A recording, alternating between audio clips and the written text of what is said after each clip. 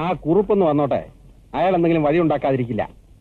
കുളുപ്പ് അയാൾ ഒരിക്കൽ ഉണ്ടാക്കിയത് നമ്മൾ കണ്ടതല്ലേ? ആ, അതിന് കമ്മീഷൻ ചൂടാവുന്ന എന്തിനാ? പിന്നെ ചൂടാവാതെ മനസമാധാനത്തോടെ ഒരു നേരം ആഹാരം കഴിച്ചിട്ട് എത്ര നാളായെന്നറിയാമോ? ആ, ഇത് കേട്ടാത്തൊന്നും ബാക്കിയുള്ളൊരു മൃഷ്ടാന്റെ ഭോജനം കഴിഞ്ഞ് സുഖമായിട്ട് കിടന്ന് ഉറങ്ങുകയാണെന്ന്. ഞാൻ തിന്നണത് എനിക്കറിയാവൂ.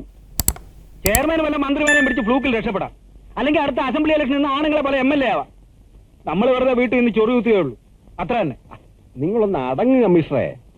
എന്തോ വേണമെങ്കിൽ നിങ്ങൾക്ക് അതൊക്കെ പറയാം. ഇങ്ങനെ ജോലി പോയാലേ ഞാൻ എന്നെ പിള്ളേരോ വഴിയാധാരാവുന്നത്. ഈ മനുഷ്യനോട് ഞാൻ പറഞ്ഞതാ, കണ്ടവനൊക്കെ കാശുണ്ടാക്കി കൊടുക്കാൻ കൂട്ടു നിൽക്കരുതെന്ന്. കമ്മീഷണറെ, ഒരു കാര്യം ഞാൻ പറഞ്ഞേക്കാം. നിങ്ങളുടെ പെണ്ണും പിള്ളേരെ തൊലിഞ്ഞ വാചകം കേൾക്കാനല്ല ഞാൻ വന്നത്. കൂട്ടു നിന്നിട്ടുള്ളപ്പോഴൊക്കെ കണക്ക് പറഞ്ഞ് പങ്കം പറ്റിയിട്ടുണ്ട്. ഭവാനി, ഭവാനിയമ്മേ, എന്തിനാ കരയുന്നത്? അത് ഞാൻ ഒന്നും പറഞ്ഞില്ലല്ലോ.